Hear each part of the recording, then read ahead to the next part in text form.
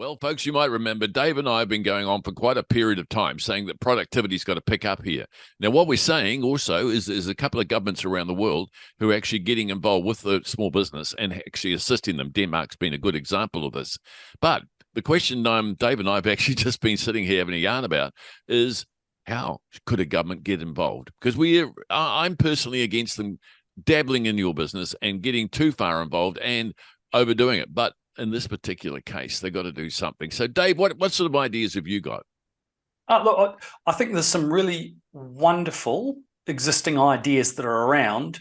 We've got the right plan, just the wrong implementation. And so that's been like the IRD Small Business Cash Flow Loan Scheme, the Callaghan Innovation, Regional Business Partners, all really good stuff. But it's just all too loosey-goosey. There's no oversight. There's no deliverables.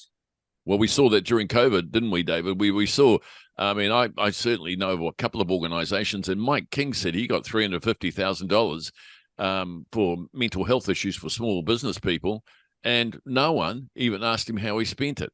And he said, that money's sitting here, you can have it back because no one is even accountable, responsible for this money. Yeah, I agree with you, Dave. That's not good enough. There's got to be 100%. Checks and balances. Yeah, 100%. So we need, I think we've got some right ideas there for how we fund stuff and probably too much choice in terms of the vehicle to do it. But what we really need is to go, what's the criteria? What is it that is actually going to really help increase productivity?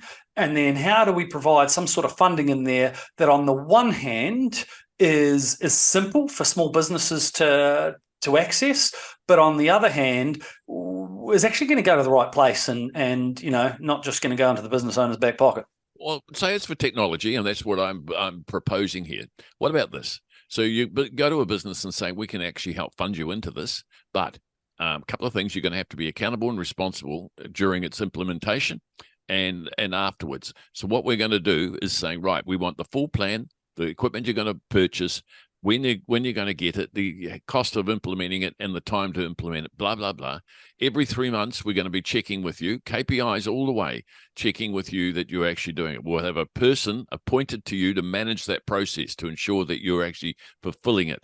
And any problems come up, you've got to let us know that this money is public money and we're going to be accountable. I think holding it like an employer does to an employee, they have to do a review. I think it's probably very good, but tighten it right up.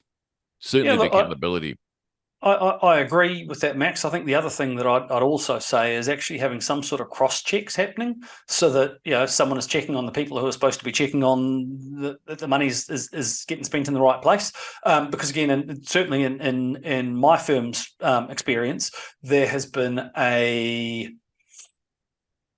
there's variable quality of people who have been overseeing funding that I've seen clients get. Well, it's interesting in health and safety they do that. So they have an auditor or the auditors. So if a person's coming in doing the auditors, they should, and there is and should be, and I'm saying in this process there should be someone auditing the auditors, because that's where as you've pointed out to me offline, Dave, but human nature takes over and they look for shortcuts and easy ways to get around it and making their life easy. But Absolutely. If there was somebody coming through to review their work and to ensure they're actually cracking the whip when it's needed, maybe that's going to be healthy. Same thing happens internally at IRD. If you do something that's a little bit unconventional, then someone else within IRD has to check off that what's being done is within legislation, reasonableness, all that sort of carry on. And so I think the same thing should be happening here. Righto. So we heard Dave saying that in the accountancy world, dodgy deals are called, what did you call them? I don't know anything about that, Max. I'm not sure what angle you got here. Frank caller. Okay. Well, actually, folks, I think that's some good ideas there from Dave and I, and I'd love to know your thoughts. If you've got any, please send them over. Dave and I need to hear about it. And if you've got some subject matter for us to chat about next time for small businesses, let us know. Hey, thanks, Dave. Good to see you, mate. Till next time.